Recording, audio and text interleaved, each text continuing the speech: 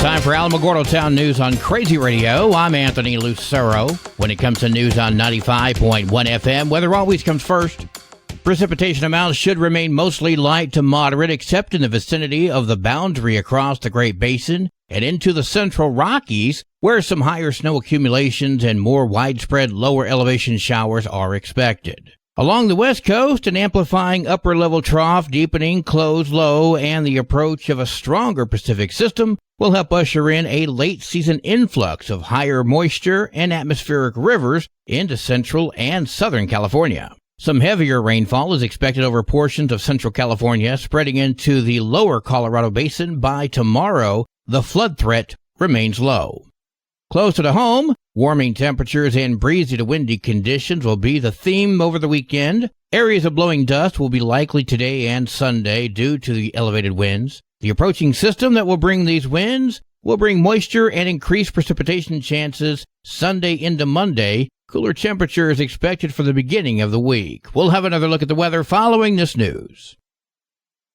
Well, first and foremost, happy Good Friday to you. Before we begin today, we hear from our good friend, Pastor Jerry Martinez, who tells us about Easter. Good morning. This is Jerry Martinez. I'm pastor, and I would like to tell you about Easter. Easter was not always called Easter. The children of Israel called it Passover in celebration of the release of Israel from Egyptian bondage. It is celebrated with a feast called Seder, the evening meal that teaches God's miracle deliverance from the Egyptian bondage. Yeshua, the disciples, and every other author of the New Testament celebrated Passover. In the year 196 AD, the celebration of Passover was replaced with the worship of Ishtar, the Babylonian fertility god. The name of Ishtar was written in Greek as Istar because there was no SH sound in the Greek language. Because the Greek and Latin letters for I are pronounced E, Ishtar became Easter, and when spelled with the English letters. The celebration of Ishtar brought with it eggs and rabbits, which are symbols of reproduction. This was done to separate from Jewish roots and to make it easier for heathens to become Christian by letting them retain their pagan customs. Be it as it may, I celebrate this special time by doing a traditional Passover dinner style service to remember the Last Supper Yeshua, who is Jesus, his Hebraic name is Yeshua, had with his disciples, as it tells us in Luke 22:19-20. He took bread, he broke it, and he said, "Take this bread, it is my body," and he told them to give thanks to God for it. And when he broke it into pieces, he gave it to disciples, saying, "This is my body, which is given to you for you. Do this in remembrance of me." After supper, he took another cup of wine and said, "This cup is the new covenant between God and his people, an agreement confirmed with my blood, which is poured out as a sacrifice for you." So you see, it doesn't matter how you choose to remember this significant moment. It honors the new covenant between God and his people, agreed and confirmed by his son's blood poured out as a sacrifice for you, as Luke says in Luke 22:20. So let us spend this special moment and time thanking Yeshua, Jesus, for willingly going before us, making the way for God's people to be redeemed to him once and for all. Remember the ultimate sacrifice, death, and glorious resurrection of Yeshua during this special celebration of Passover. Remember, it is about Yeshua and not about anything else. Thank you, and may God bless you and your family on this special celebration of Yeshua, our Redeemer for Yehovah. Amen and amen. Thank you for listening. Thank you, my friend.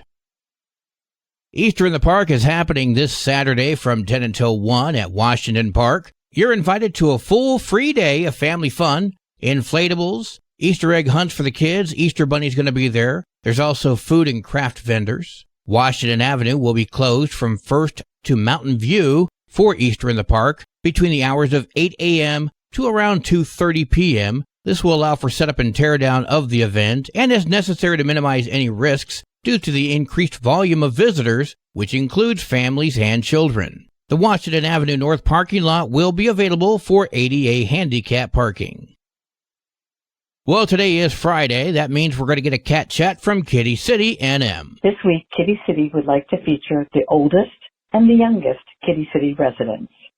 Kitty City's oldest resident is Moontail, a great short-hair tabby. Moontail has been with Kitty City since its inception. That would put Moontail at about 18 years old.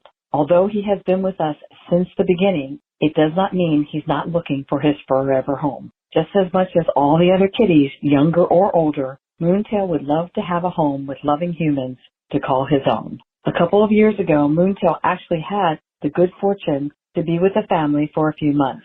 Upon his return to Kitty City, Moontail had an extra spring in his step. He was happy in his temporary home and received lots of love. We want that for him again. Moontail is a very friendly old boy who greets workers, volunteers, and visitors when they enter his room. He still loves the pets, brushings, and attention. His favorite thing is to settle into the lap of a volunteer. The minute volunteer Laura sits on the floor, here comes Moontail with a warm greeting for her, then promptly makes himself comfortable on top of her lap.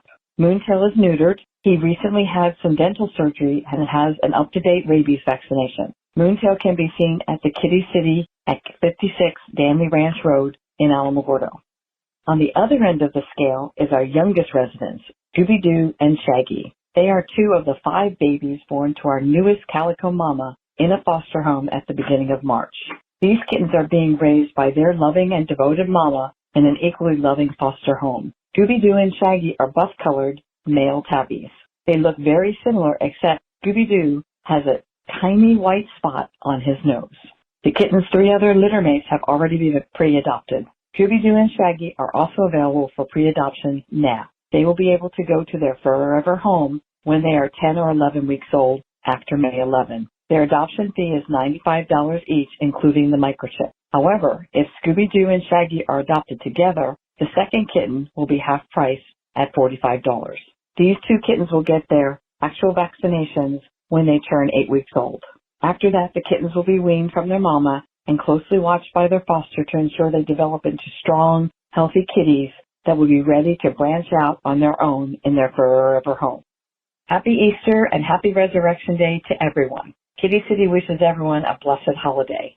There will be no adoption event at the White Sands Mall tomorrow, Saturday, March 30. Instead, please come visit Kitty City at 56 Stanley Ranch Road from 8:30 a.m. to 12:30 p.m. to adopt a cute kitten, or visit Alamogordo Animal Control at 2910 Florida Street from 12 noon to 5 p.m. to adopt a lovable kitty or an adorable dog. All of these animals need a forever home. Kitty City will be back at the White Sands Mall Saturday, April 6th from 10 a.m. to 4 p.m. This has been this week's edition of Cat Chat. I am Kathy Denton, and I'll be talking with you next week from Kitty City NM. Kitty City and you, no one loves them better. News from around the state in just a moment. This is Alamogordo Town News on Crazy Radio. I'm Anthony Lucero. Local news from local perspectives from local voices. AlamogordoTownNews.com. Local sports, local events, and local happenings, and more. Owned and operated by Second Life Media. We are Otero County. AlamogordoTownNews.com. Heard daily on Crazy KALH Radio 95.1. Directory Plus is the right size book. It's the book if you need a phone book. That's what just one person has to say about Directory Plus. With its red cover, features, colorful yellow pages, and lots more, it's no wonder people all over use Directory Plus. It has so much more information. You can cross-check phone numbers or addresses or pretty much anything. Look on the plus side, Directory Plus. I'm a big fan of Directory Plus. Solomon Pena, the man accused of orchestrating shootings at local lawmakers' homes, is facing federal charges for allegedly trying to have a witness killed. A federal grand jury on Tuesday returned a superseding indictment against Pena. Charges include 3 counts of solicitation for allegedly trying to have witnesses killed 3 times. The dates range from June 2023 to February 2024. There is no word on who he allegedly tried to have killed. The indictment, however, says it was a witness testifying against him in the original case.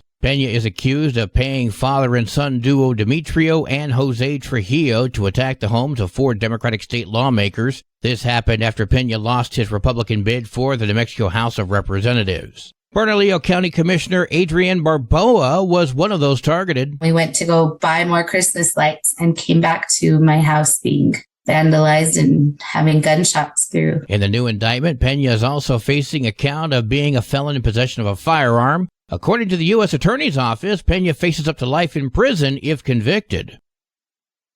Governor Michelle Lujan Grisham says there's an 80% chance she's going to call state lawmakers back to the state capitol in order to approve new public safety laws. The governor has been hinting at calling a special session ever since the 30-day legislative session ended back in February. She wanted lawmakers to approve more of her public safety agenda, and it seems she's not willing to wait until next year to get it done. This includes addressing unsafe panhandling, increased penalties for felons with firearms, rework criminal competency process, establish civil competency process. That competency issue has been the center of this special session conversation. District attorneys, public defenders, and lawmakers on both sides of the aisle agree there needs to be a better way to handle suspects who are repeatedly deemed incompetent to stand trial and then released back to the streets. It seems the governor wants state lawmakers to approve a bill that would allow the courts to mandate behavioral health treatments for these suspects. Speaker of the House, Javier Martinez, told KOB that's a complicated proposal. Some of them are very complicated bills from a technical perspective.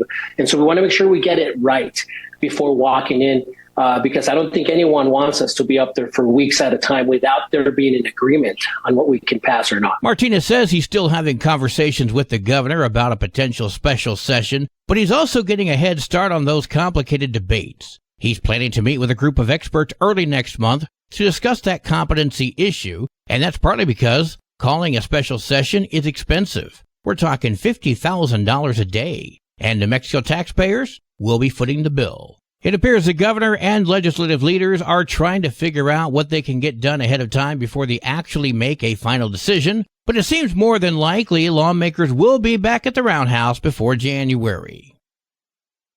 Plastic bags and styrofoam containers will no longer be allowed at stores and restaurants in unincorporated Santa Fe County. Santa Fe County Commissioner Hank Hughes spoke with KOAT. I think that it will cut down on noticeable plastic bags and cups along the highways and byways of Santa Fe County. And we also know that, plastic's not only bad for the environment, that it's accumulating in our bodies and is possibly causing health effects. Because nobody on the highway is driving in or from other places that would have that stuff as trash. So, yeah, that's going to do a lot of good. As far as microplastics, look, let's talk about facts. We know very little about this. Ancient soil samples have been found to have microplastics. That marks their presence in historical contexts where none would expect them. Soil dating back to the 1st or 2nd century. And some say it's even a myth that microplastics are toxic. So, I don't know. And let's be honest, you probably don't know either. Are we making a big deal out of a whole lot of nothing? The ban in the county will begin in October. Sports and weather are next. This is Alamogordo Town News on Crazy Radio. I'm Anthony Lucero. They are role models and educators. Their work requires a great deal of time and energy for very little pay. Who are these unsung heroes? Thanks, Coach. Thanks, Coach. The simple truth about education-based athletics in New Mexico is this. Without a committed team of coaches and administrators, they just wouldn't be possible. School sports, they bring out the best in all of us. This message presented by the New Mexico Activities Association and the New Mexico Athletic Directors Association. There are 28 games for New Mexico softball today. Strangely, most of these games are all listed as to be announced. For example, TBA at Alamogordo. Go Lady Tigers. 25 games for Mexico baseball today. Mescalero Apache at to be announced, and to be announced at Capitan.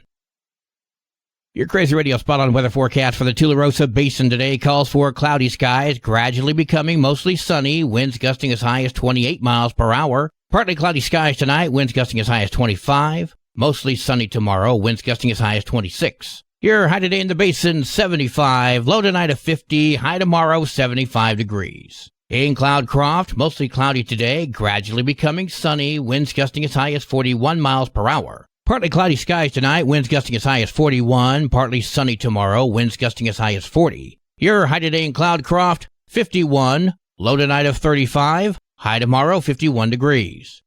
Local breaking news can be found on our website, alamogordotownnews.com, and learn more about Crazy Radio by visiting kalhradio.org. Also, check out the Crazy KALH Radio YouTube channel. That's where we post our daily newscasts, complete interviews, and other information which concerns everyone in the Tularosa Basin. Be sure to give this video a like and subscribe to our channel if you've not done so already. That way you too can remain informed of the goings-on in the Tularosa Basin. Well, that concludes today's edition of Alamogordo Town News on Crazy Radio. I'm Anthony Lucero.